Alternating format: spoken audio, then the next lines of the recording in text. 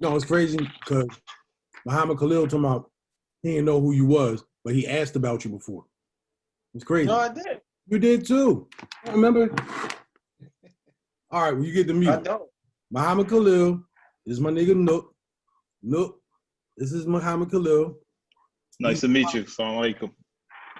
Right, nice to meet you too. So What's going on? Nook lives in Qatar. Where? Qatar, man. Yeah, it's about 9 o'clock. It's like 9:15.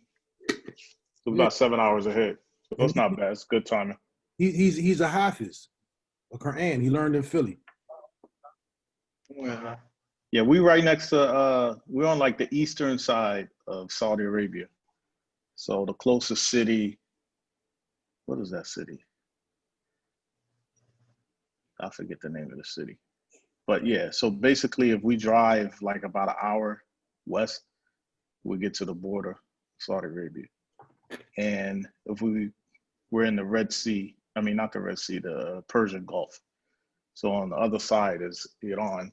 And then if you go further south, like southeast is Emirates. And then if you go north, the closest country is actually Bahrain, but it's an island, so you can only fly there.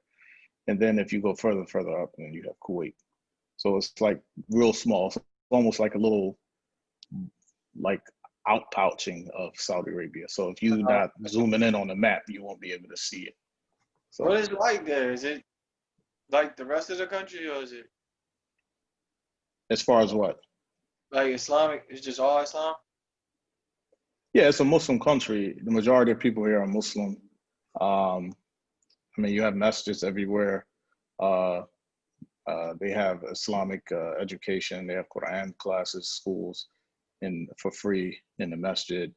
But you do have like other cultures and religion from people that from outside of the country that's working. So they do actually have a facility. They call it religious complex, where people from other religions can have their worship, which is good. Like they have churches, they have some of the religions from the Indian continent. Like the Hindu? Yeah, exactly. So they have meetings, which is interesting. They let them have a Hindu temple? I don't know. They don't have a temple, but they have their meetings or whatever they, do. But they do have churches, which is, and interesting is they have services on Friday, because Sunday. Can they proselytize it?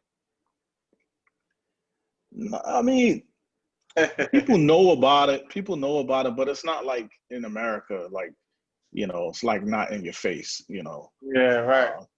But even here, like as far as Islam, it's not like what we used to. It's not people out there on the street preaching or giving dawah, because it's like most people are not. Most people here are Muslim, and the people that are not Muslim, the interaction that they have, well, that's how they get introduced to Islam, because it's just watching TV, just being around people. You hear the adhan all the time. So it's always an opportunity to be exposed to Islam, but it's not like force fed. It's nobody's forcing you to go to the masjid. I think that's kind of like different than Saudi Arabia. My experience in Saudi Arabia is like if they catch you walking down the street when it's time for salat, somebody's gonna look at you crazy, or they're gonna say, no, you gotta pray. So it's not forced upon you, but for the most part, it is visible, but it's not like, people are not like. Is that a good thing or a bad thing in your opinion? I think it's good, because in Islam, you don't want to compel people to worship Allah, because then it's not sincere. You want to have, obviously you have boundaries and you have limitations. So like, for example, you're not going to have a situation where people are able to, sell drugs or publicly consume alcohol, or, dress a certain kind of way. But as long as they're within the privacy of their own home or their environment, no one's really, it's not your position, I believe, to just say, no, you can't do this just because you're in a quote unquote Muslim country. Because when you see the people practicing with sincerity, I think they're going to naturally flow to that type of, way of life, because they see people treating each other with kindness or inviting people over to drink tea. One thing I do love about the Arabs is that they do have a level of hospitality, which is different than our people. They will just meet you and they say, hey, come over and drink some tea. And they just seen you in the masjid and they say, hey, you know someone knows you. They say, bring him also. And, they just, share, their homes and their, what they call majlis, or areas where they sit. I think in America, at one time, we used to have that culture, but we lost it as time progressed. Definitely. In our society is more capitalistic, so everybody is looking for money and there's individualism. Yeah, well, that's capitalism promotes that, and then you distrust of people like that. The whole search for income and for wealth. That's what creates all the violence and all that stuff. Look, that's not family based and stuff like that. Look, and community based. Can you let him tell his story? Because his story is good. I have a story. Okay. Yeah, you got a story. Let me work from now, and then I'll go backwards. I think that's interesting. A lot of people don't do it that way. Right. So right now, I'm 41 years old. So I was born and raised Muslim, so that's the beginning.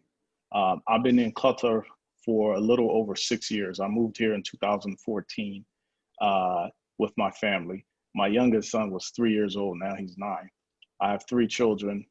They're all in the same school. It's an international school, but they have a lot of opportunities to learn about it. They take Islamic studies, they take Arabic, and a lot of Muslims are in their school. I work at the main hospital in the country, which is sponsored by the government.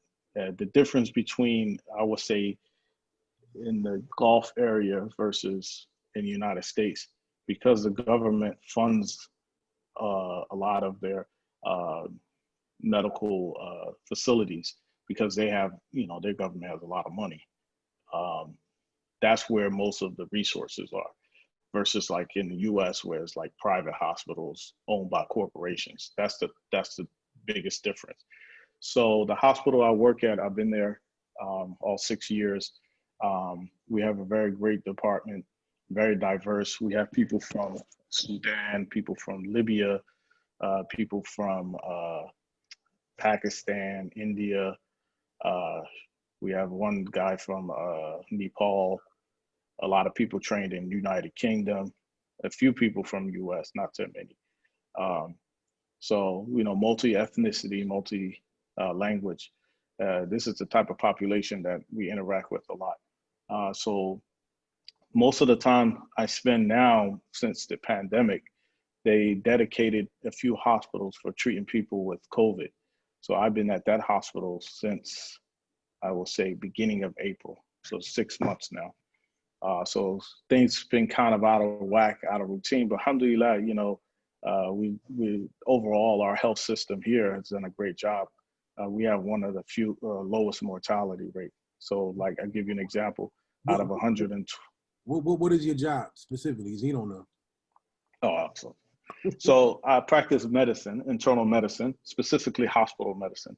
So anytime people get admitted to the hospital, they have various illness, they will be under the care of a doctor, and that doctor would be internal medicine, because we deal with a wide variety of diseases.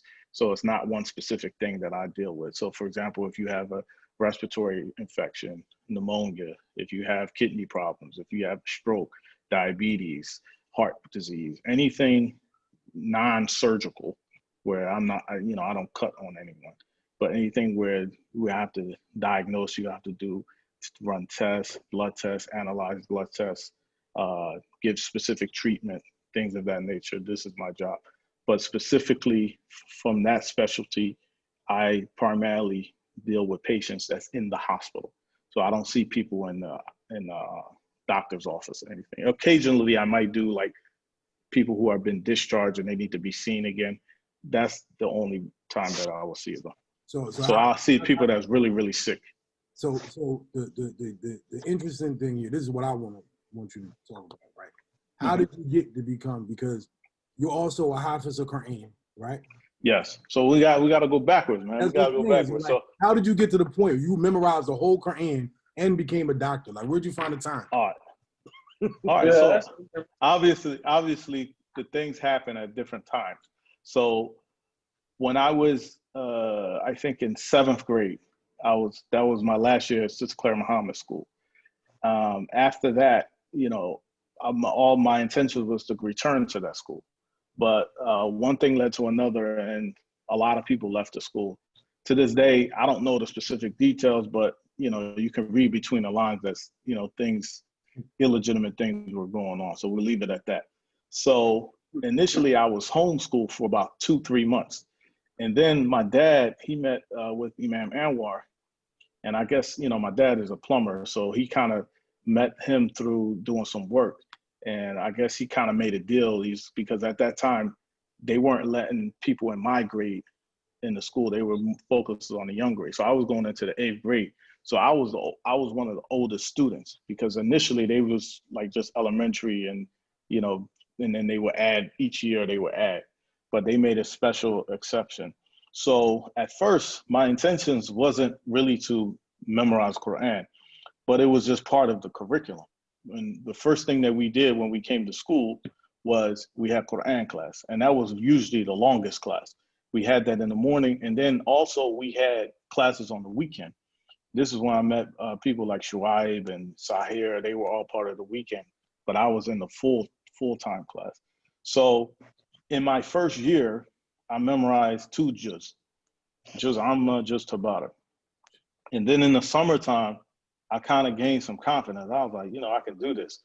So my second year, that's when I started picking up the pace, to the point where I was going so fast that my, let's just say in my 12th grade, because, I tell people, I remember I took 5 years, but it was really 4.5 years, because I started in like November, December, and then I was finished in June.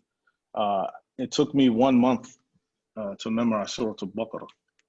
So at that point in time, I was just like, I was rolling. I was like, I told myself, I have to finish before I graduate. So alhamdulillah, I was able to do that.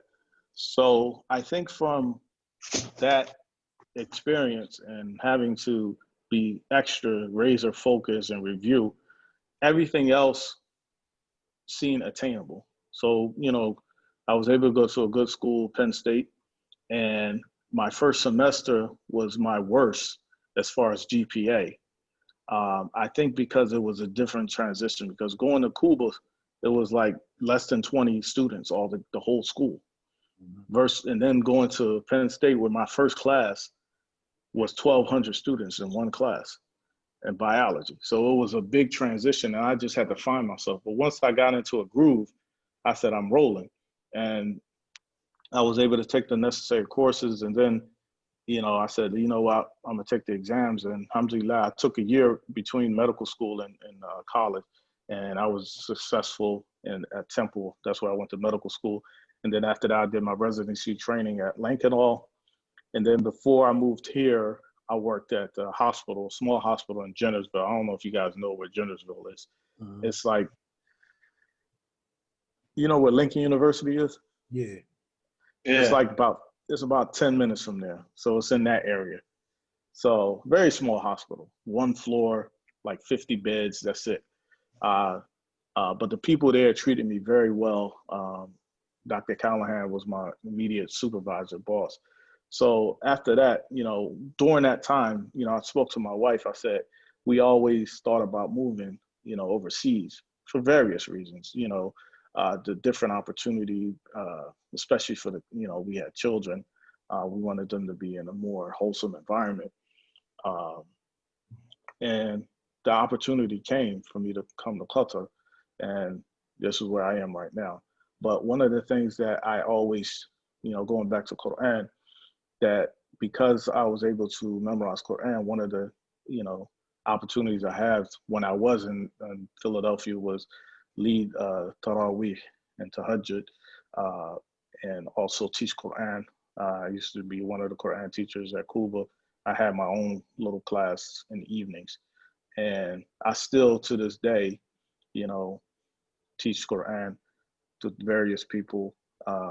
This past Ramadan was sad in a way because one of the greatest,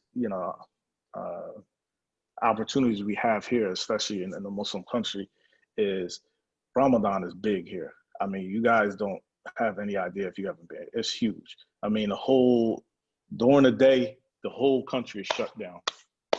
Nothing is open. And then at night, that's when everybody comes out, and all the masajid have tarawih, and then the big one, we have a grand mosque. They have a lot of some of the best reciters. And before the blockade, we used to get people from all over the Gulf come here recite and do a tarawih. And we have a big sheikh here.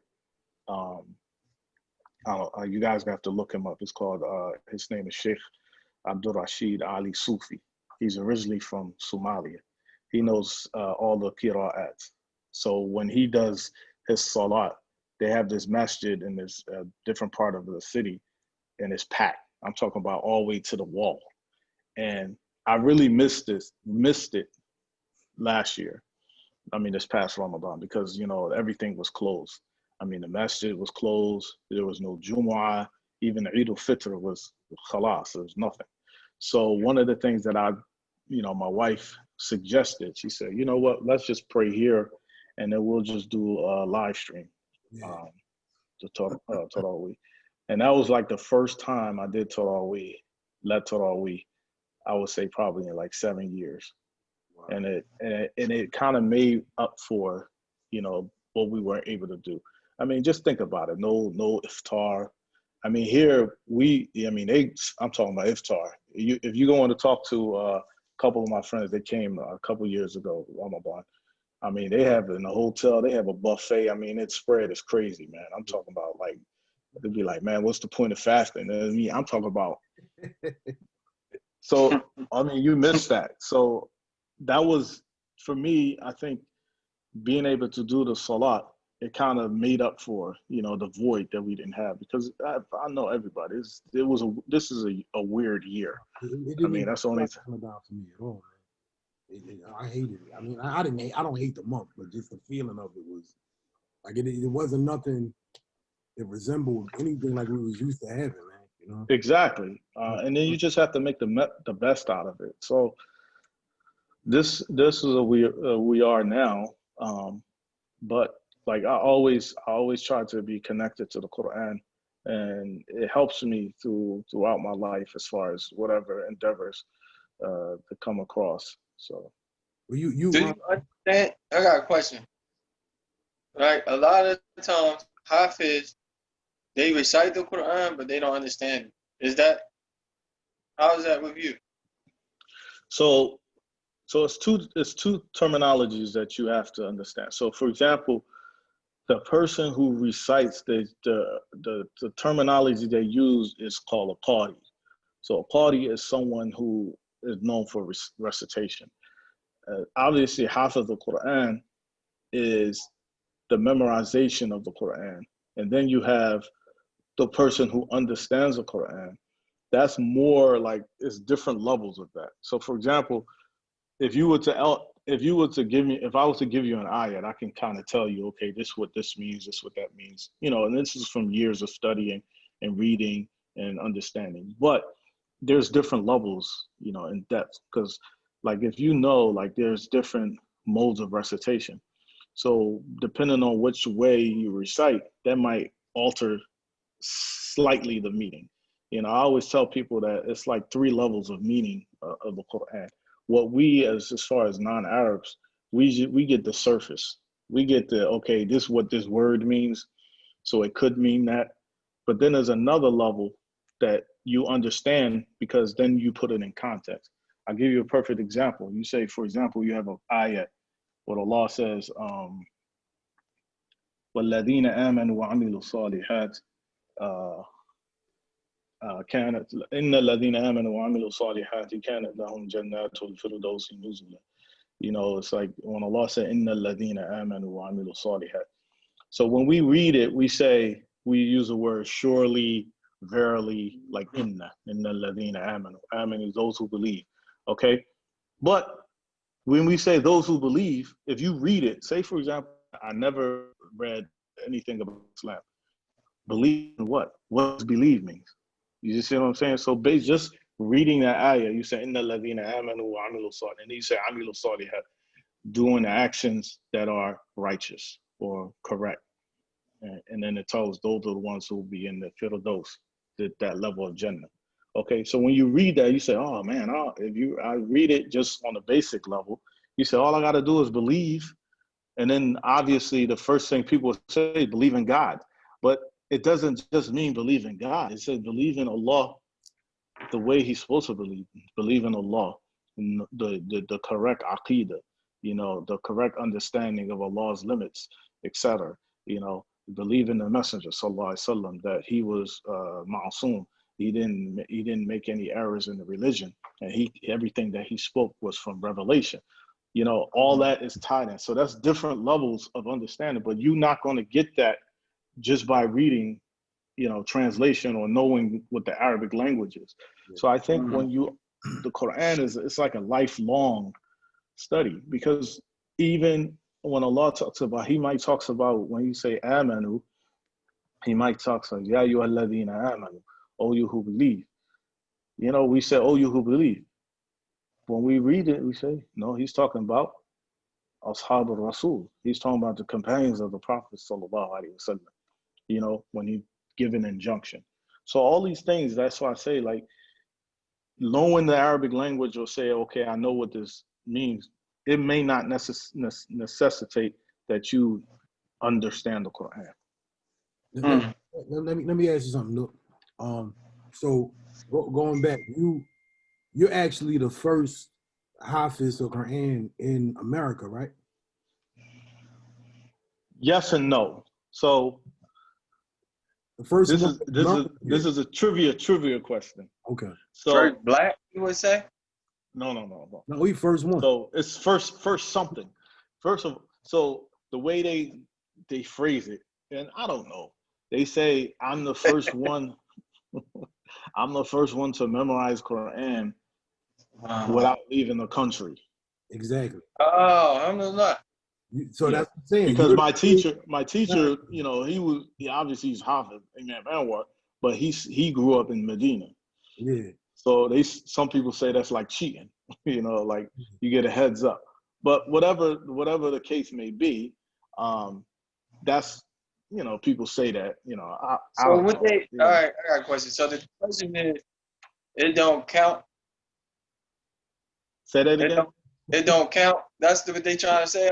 No. They're saying that some people believe that that's a greater accomplishment, because I do. I do too. Like for example, I never went to a traditional Islamic country to study a traditional science. Today now it's more common. People are able to get a lot of information about the religion without having to go sit down with a scholar in their home country, because we have the internet. When I was growing up, we didn't have the internet, so I couldn't interact with people, from another country, things like that. So most people, they travel, to study the religion. I think that what makes it amazing about your story is that it proves that you can have a Hafiz, a homegrown one, instead of someone people keep telling you, no, you got to go overseas to learn that. Not only that, right? He learned here in America, but he learned from other black Hafizes. Yeah. Like he learned from an Arab. He's the first one to not leave the country, but he learned from the first Hafiz in America, like American-born Hafiz, even though he left the country. And everybody's black. Imam Anwar and Imam Anis are both black. Both fed. You know what I mean? So so that's I think that's the most significant, like if you want to put it in that context, is that it shows you, like you mentioned, is that if Allah wants to bless you with knowledge, okay, it's not restricted to a specific area. Yeah, Right. Yes, per capita. Say, for example, if I go to Egypt, for example, I'm going to more likely run into somebody who knows the Quran versus if I go to Memphis, Tennessee. But that doesn't mean that someone from Memphis, Tennessee is not memorized Quran or doesn't know the hadith or fiqh or things like that. And I think what we should be proud of is that we got to give ourselves some credit, because Right. not only being African American, and we have to deal with whatever all these things that's going on in America, is that at that time being a Muslim wasn't as popular, we say, as it today.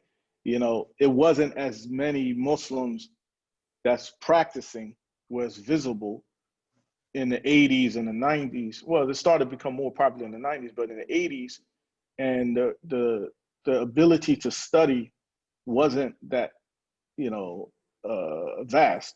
So I think, you know, by Imam Anwar, Imam Anas, you know, they did a significant sacrifice, because they basically their whole childhood, they grew up in Medina. But Allah blessed them. I mean, that's a wonderful place to grow up. But they had to sacrifice. So when they came back, that was their mission. Their mission was, we're not going to be a banker, investment banker. I'm not going to be an attorney or whatever. I'm going to teach what we learned. So the reward, inshallah, will be immense. And for me to be able to benefit from that, where, you know, all I had to do, and for me, it was just imagine, it's just like going to school. I didn't have to go anywhere else. I didn't have to go to another madrasa. I didn't have to go to either another city. It was just, I go to school, you study math, you study science, you study Quran, you study hadith, you study Arabic, you study fiqh. All that is part of your, you know. So nobody ain't challenged and be like, well, who did you learn from, and is it correct? And let As me far hear as your challenging me? Yeah. No. One of the I would say the greatest feeling that I have is that when people look at me, like, for example, say I'm here, I live in this country, right? And they see me and they hear my accent, they say, oh, you're American. And then for some reason, I'm reciting Quran, whether I'm leading Salat. It's like they have to like look back and say, hold up. And they just like, you sound like an Arab, you know? So it's not, and I take pride in that. And I say, well, alhamdulillah, my teacher, because he, you know, his command of the Arabic language is almost better, most of the time better than, you know, native Arabs. Because that was his field of study in Medina. So it's never been, you know, may have few people that challenge you. I think they try to be smart. But once you know, I have confidence. I say, okay, I know, because I know my teacher's teacher. Like, if you ever want to read about his teacher, one of his teachers, his actually name was Khalil al-Rahman. So his teacher was Pakistani, right? This is a beautiful story. So one day somebody went to, I think they did Umrah, right? And it was I believe in the 50s or the 60s. And the original imam of the haram was sick or something like that. So then they got somebody to lead the salat. And the person that was visiting, he was like, this is not good. Can you imagine in Mecca that they really didn't have Qari, you know, Qur'an. They didn't have people recite Quran. So he went back to Pakistan. He said, and his teacher, he already had established a school to teach people Quran. It says a meeting has been. Oh, okay.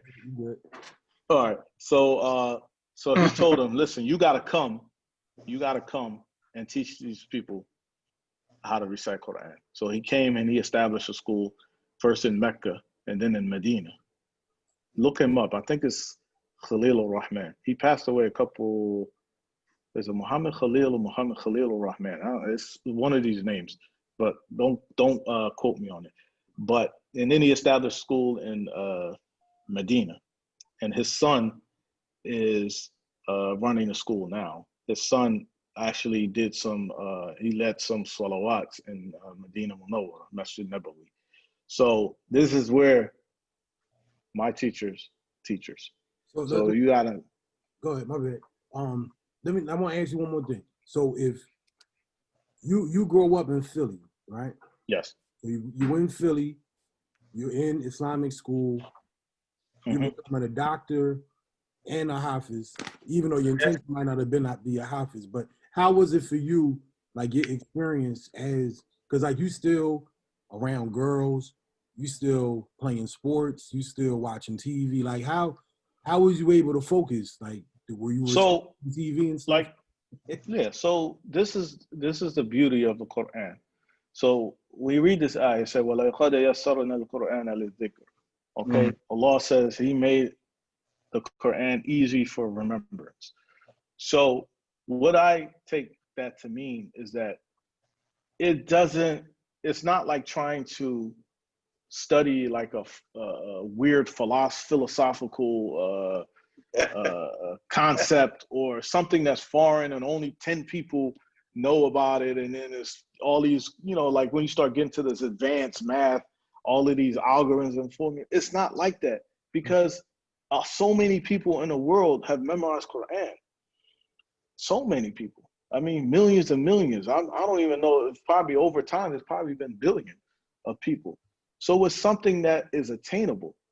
The only thing that you have to do is you have to make it part of your life, your routine. So it's the same as you say, okay, I'm going to school. Going to school doesn't mean that you can't play sports. There's a lot of student athletes. They play sports. Some of them do well in school. Some of them become, Rhodes Scholars. It's just a mindset. It doesn't mean that, for 10 hours a day, all I can do is read Quran. Now, there are instances where people do that, and that's where their journey is short as far as the time it takes to memorize Quran. They might memorize it in a year or a year and a half. But for me, it was like, okay, 4 years. So within that 4 years, I'm still able to interact with my friends. I'm still able to play sports. And keep in mind, I still was able to get straight A's in my other subjects. Right. So it was beneficial, but it wasn't like, for example, I would say it takes away from quote unquote, normal teenager behavior that's within the boundaries. Obviously, I wasn't doing things that was crazy, out in the streets or anything like that. But the thing of what makes your story is amazing is because here you have a person that's living in the inner city, is a black man that becomes a hafiz of Quran, that's dealing with all the other social problems that we have to deal with on a daily. And not only does he become a hafiz of Quran, but he also becomes a doctor. That's like, because you always throw in this thing like it's not possible for anything like that to happen in the city. It's just impossible. You need to go overseas. You need to sit with somebody for a certain amount of years, and it's not possible. Either you're going to do one or the other. Either you're going to become a person that's like a monk and sit in the masjid all day and learn, or you even going to choose the secular way of living. So it's no middle. Well, the picture that's painted is like it's no middle in between. So you can't. And I think that's the wrong narrative. I agree with you, because like we know, like if we read the stories about the Sahabas, right? All the Sahabas weren't scholars. They weren't all knowledgeable. I say that all the time. It's only like, if you look at it, it's only really like a dozen of people that we could say that if we read a hadith, you see the same names all the time. Cj, you see Aisha, you see Anas ibn Malik, you see Abu Hurairah. Of course, you got the major ones like Umar ibn Khattab, Abdullah bin Zubair, Abdullah bin Umar, Abdullah bin Amr bin As. These, but they're like the pillars, and then everything trickles down. Keep in mind, the advantage that they have is that they had Rasulullah. So it wasn't like, it's like for example, like CJ, we have fiqh class, and you say, how much water I got to use? It's like, okay, let's just ask the Prophet. Something like. So it wasn't like, I think that, putting everything in books and having, curriculum, I think it was necessary after the Prophet ﷺ had passed away.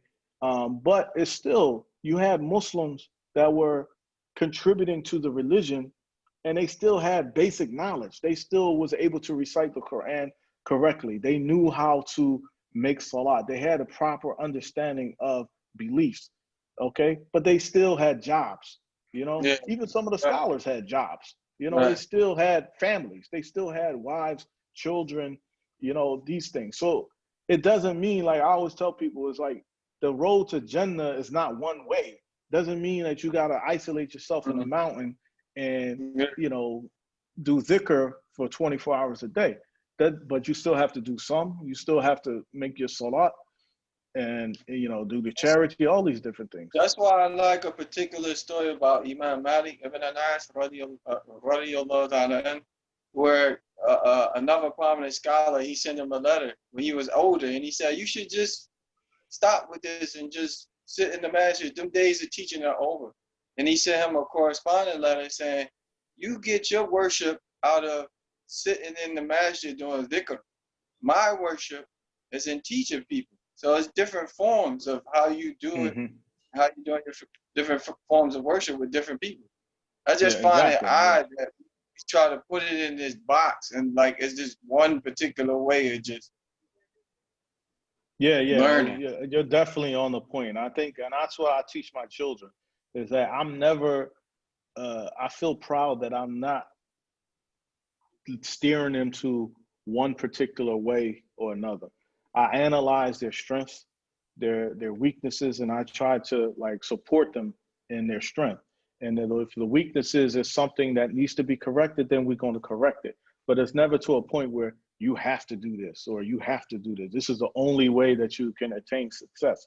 And I think it's important because one of the things that we're seeing a lot during these times is that it's a lot of people that are, you know, they're depressed or they're sad and they feel like they haven't accomplished anything because their standard that whoever they look up to is so high and not attainable that it's like you feel like you didn't do anything. And it's unfortunate that people do that. They put, especially, you know, some cultures, they put that on their children.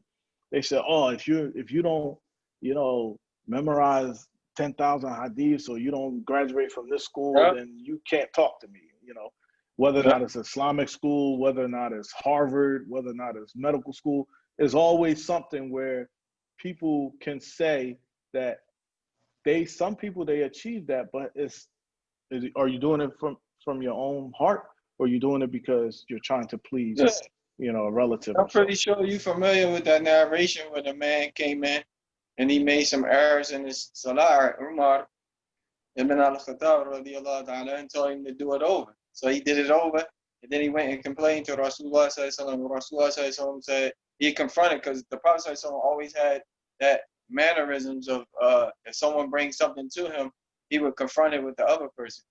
And he said, did you tell him to make his salah over? And he said, yes. He said, why did you do that? He said, because he had some issues in it. And he said, yeah, Umar, don't you know the first one he made was for Allah, and the second time he made it was for you. So you messing up some people's intentions sometimes.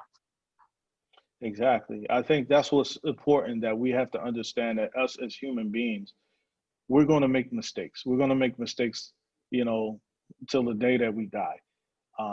I always tell my sons is that the most important thing is to learn from your mistake. I give you a example. My son, he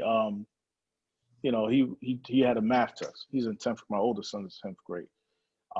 And, you know, I'm trying to help him out getting ready for, you know, college and things like that. And he said, you know, it was two questions he didn't get because he didn't understand it. And I said that's what we need to focus on. We need to figure out why you didn't understand it. So the next time that comes across, then you can improve on it. You know, I didn't say, why didn't you know it? Or, you know, you should have understood it. But I know I've been around people that, you know, that's what kind of verbiage they would get. You know, I'll say, no, you got most of the question, more than say 80% right. We should be happy left, congratulate that. And they say, okay, the ones that we didn't get, we learn from it. And I think if we have that approach in life, you know, we all would be better for it. Yeah. All of us. Alhamdulillah. Yep. What else? CJ, what was the controversial thing you were talking about that he got into? I'm not familiar with that. I didn't say none of that. I was talking about. Come on, I was talking shit. That's all. What you got into some hot situation? What they do? No. I was talking shit. Okay. Listen. I'm out of touch. I'm a foreigner now. So whatever happened, you're a traitor. you left. Whatever happened, I'm out of touch. Listen, I haven't been the last. Last time I was in America is my father passed away. It was in February. So this was like right before the pandemic. Normally we come home in the summer. My family, they stay the whole summer. And then I come for like about a month. And then, Imam Amin, he always tried to get me to come to AC and say, do this, that, and the third. He haven't asked about me for a while. He's like, I'll tell you a funny story about Imam Amin. It was like, I don't think you remember, CJ. He's like, one day I came down for Jumu'ah. He's like, yeah, just come. And then we'll go into his office. He was like, you giving a khutbah. I'm like, on the spot. Yeah. He's like, listen, man, I'm going to get up and say a few words, and then it's your turn. And I was like, dang, what can I say? I can't say no. I can't say I can't come. I'm here already. But he's like that, man. He's a good brother. But yeah, I try to come down to AC. We used to, before I left, we used to have tahajjud in classes. We used to come for classes. Those are the things that I do miss. Being around the brothers, circle of knowledge. But everything else is like, y'all can have that, I'm done. Traitor, you copped out, man. You a coward. No. Come here and give da'wah. Listen, man. Listen. I'm gonna explain something to you, man. Since I moved to the new house, right? Yeah. I haven't locked the door yet. Matter of fact, I don't even know where the keys are. Oh wow, subhanallah. We leave our court. Listen, this is what I'm saying. It's like these peace of mind. Like we got this guy. He comes around. We made a deal. He washes our car because one thing about here, you got to wash your car like every other day because it's so dusty. So we got this guy. He's a gardener for the compound, and he made a side deal. He said, okay, we let him wash our car, and we just leave the door unlocked so he can clean inside. I mean, can you imagine doing that back home? No. Nah, not now. Yeah, exactly. That's why you're supposed to be here giving da'wah. I'll be here inshallah in December. So you just come here and you just come here and you like, man, subhanallah, I'm going back. Yeah. Listen, it's I will tell you this. And meanwhile, me and CJ got to deal with all the fitna and all this other stuff that come with it. But you get to live in the life. Listen, everybody has their responsibility. You guys have to do it in that area. Me, once my children is grown, inshallah, they're grown up, they finish school, then I'll decide to come back. But it's more for my reasons. Is more for family. Safety, security. Like I said, one of the best things about living here is it's peaceful and it's safe. I mean,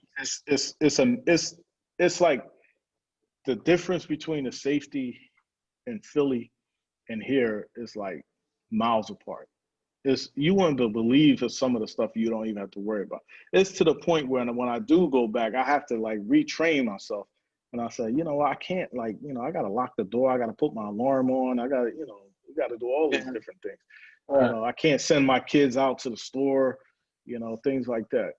But, so why you don't teach online Qur'an? Well, part of the problem I will say is that it's difficult to coordinate with the time. Okay. Like that's the challenge. And sometimes my work schedule is not fixed. Sometimes I'll do evenings, sometimes I'll do days. But that's something I'll try to do with certain individuals, some people that I know. Like for example, some of my friends I might, do some lessons with that. But to have like it's difficult for me to commit like to a class like full time. Yeah. When I see brothers like yourself, I get proud and also am ashamed because you left, and you're supposed to do da'wah here.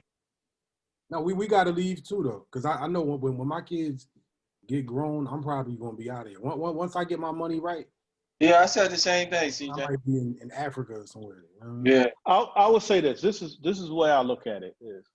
It's either two things have to happen.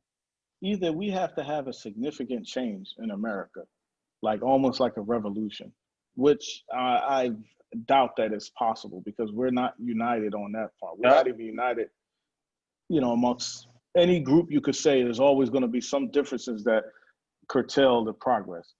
Yeah. Or you have to put yourself in a position where it's like you got to think about your family and their salvation. And depending on what your, I guess, level of tolerance, like for me, it was like I just couldn't take it anymore. Like, like for example, it's like I want to send my kids to Islamic school, but our Islamic schools, I didn't have a level of trust to say that they're going to get a proper education. So when they do graduate, they could be able to function in a society. And then you got to deal with all the distractions. And, these things, like I said, where I'm at is not perfect. They have their flaws, but my core values and my core concerns are met to the point where I feel comfortable. I don't have to worry about like if my, the biggest thing that I got to worry about is car accident, to be honest. That's, these people drive crazy. Seriously, that's the biggest thing you have to worry about.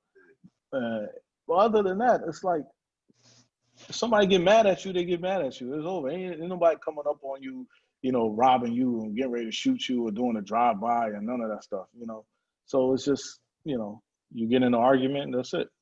Khalas, it's done. But that's it. It's a whole different world. Well, be prepared to have neighbors because I'm coming there now. Listen, man, once this, I do want to invite you guys, like once the travel is a little bit, more, less restricted. I had a lot of brothers come over, like, I don't know if you know Kashif, Cj. I don't think you know. Yeah. Kashif came. He actually came way when I first moved there. He was on Hajj, and he came like in between before they went back to the States on Hajj. I think they had like a little time in between when they finished. My mother been here. My brothers and sisters, my cousins. So we used to have like guests all the time. And it makes us so happy because we're able to be host, eat good food, and you ain't got to worry about halal and not halal. You just go anywhere and eat. You could pray anywhere. You're in the hotel, there's a musalla. You're in the mall, there's a musalla. You're in the airport, there's a musalla. Wherever, masjid, anywhere. So it's like you could just be yourself. That's the best way I can explain it, and you just, and in the heat, that's the other thing you got to worry about. I forgot about the car accidents in the heat. So it's cooling off a little bit. It's like, 100 degrees. Well, let me see. What was the temperature today? Cooled off a little bit today. Let's see. What killed me when I was on Umrah. 108 was today. Oh, that was high.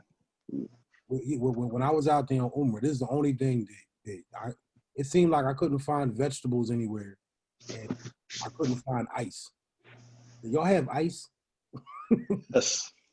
Nobody had ice everywhere I went. Like everywhere, and if I did, you know what? I need some ice. It was like a couple cubes of ice. I went to Burger King, and then I see it. They see one ice. I see it. There's a couple cubes. I'm like, yo, where's the ice at? And then somebody told me, matter of fact, with Suhaib Webb, because I asked him, I said, yo, how come there's no ice here? And he said, well, they don't have pure water, so they're not gonna waste it on ice. And I said, well, that makes sense. No. Yeah, see, Qatar, they're a little bit more sophisticated than that. I mean, I think in other parts of Saudi Arabia, it's a little bit different. I always tell people is that when we go, we get a skewed view of how the country is because we're only going in Hijaz, So it's kind of like it's not like any other place in the world. So it's hard to say that that's how the country or people who live there on a regular basis. You know, I always tell people, if you go to Jeddah is kind of like, you know, you get a little bit more understanding of how people live. I used to have, as a brother I knew, he used to live in Jeddah for like 7 years, Dawood Abdul Sabor. We visited him when we did Umrah. It was a really nice trip. So we stayed in his house. It was Ramadan. We had iftar. And we got this, just walking around the neighborhood. I was like, oh, it's like a regular place. But once you go to Mecca, it's like, maybe they can't have all eyes for millions of people, so I don't know. Everybody else worried about the Umrah. CJ like, where the ice? Bro, I hate drinking lukewarm water. I hate it, bro. I need ice cold water, especially when nowadays they improve. Like, when did you go to Umrah? What year was it? It's 2016. Oh, that's the last time I went. Hold on, what did I go? Yeah, that's the last time I went. So you went. It was already. They was building the extension part. Yeah. Yeah. We were supposed to go this year, COVID. But this guy, he messed up. He went right before COVID, and then we were supposed to go again, and then COVID messed up. Oh, yeah. Mm-hmm. Yeah. So I just read that they opened up Umrah, I think in November for outside. Okay. Yeah, but it's limited. It's only a certain amount. Yeah. They say like 20,000 people could make it. I don't know if it's 20,000 people they give visas to come in the country, or is it 20,000 at a time, like every day? I'm not sure. They're not clear. Yeah. Because that's not a lot of people, man. You might have 20,000 people from one country that come. But yeah, I used to that was an advantage of living here.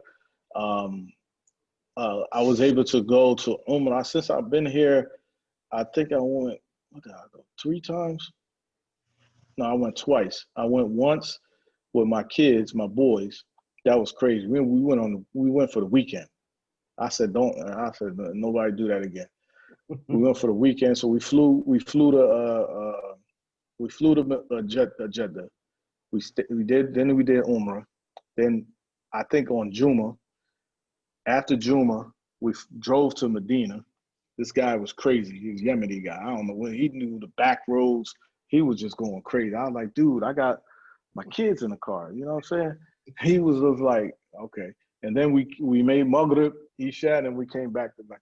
Wow. And then the next day we went back. I was like, this is crazy. There's some people that used to drive. They should drive. But none of the borders are closed, so you can't do that. But people used to drive. And then the one year I went by myself. I flew to Medina. Then I met up with Tahir, and I think that was like the last year he was there, or the year before he left.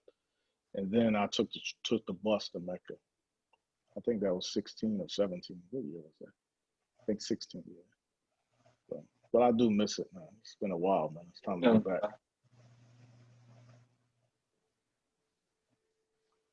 Well, okay. Appreciate you, brother. Appreciate you. All right, man. Nice meeting you, my brother. Anytime, man. It was a pleasure doing this, man. We was trying to link up for a while. Yeah, I kind of fell off with the quarantine and stuff, man. I should have been doing. Yeah, I know. Next time I'm coming to the barbershop, man. Yeah, I can't wait to start doing more in the barbershop. Like, now that we back open, I could do them, but because of we have all these limits on people in there. How many people can come? Yeah, ain't getting good conversations no more. You know what I mean? Like, I just I know. put the camera on, and then people were just in there talking. I get some good stuff. Now it's whack, man. So inshallah, man. Inshallah soon, man. I would say we be patient with this. We try our best, not to, overreact or go crazy. Even though sometimes you be like, man, you miss the things that you're able to do. But then we just take advantage of our opportunities. Inshallah, it'll be over soon. So. Is the COVID thing bad out there? No, actually, we're doing pretty good. Most of the stuff we're able to open up, but then there's limitations. Like like for example, like they have the school. The school is open, but they only go, I think, twice a week in school, and the rest they do online. So one week they do twice a week, one day they do 3 times a week. So they gotta, because they have to have a certain amount of percentage of people that can't be in there. Yeah. But it's better than nothing, man. When they stopped the school, man, it was hard, man. You know, you got to just go online. Then it's like we got 3 kids, so we, you know, alhamdulillah, we got enough computers. But just think about people that got multiple kids. You know, how they going to, you know, you say you got 5 kids in school, you need 5 computers, man, or 5 iPads or something. You know, everybody can't afford that. So I think it's not just simple as saying, oh, just do it online. I mean, you got to look at the reality of people's existence. You know, like I said, alhamdulillah, we're blessed that we had, you know, things in place. But a lot of people out here, they're getting messed up because, especially when you have small kids, one of the parents, if you have 2 parents, but somebody's got to be at home with the kids. Exactly. Yeah. They can't sit in front of the computer by themselves. And for us, we say alhamdulillah because my wife, she doesn't work anyway. So it wasn't like, you know, you got to stay home. But you're right. And also it's childcare. You know, you figure like people go to school, you know, part of it is somebody's watching your kid for 8-9 hours a day. Now, who's going to fill that void? At my job, they let you, if you can't find nobody, they let you bring your get the furlough. Yeah. That's good. That's good. So, but yeah, inshallah, you know, things get back to normal. We'll be in the barbershop, you know. Yeah, when you come in December, just hit me up. Just come do it. We can do it. Definitely. I'll definitely come down, inshallah. All right, inshallah. Appreciate it, brother. I gotta okay, man. All right, assalamu alaikum. Thanks, Wa alaikum salam to all the Take care.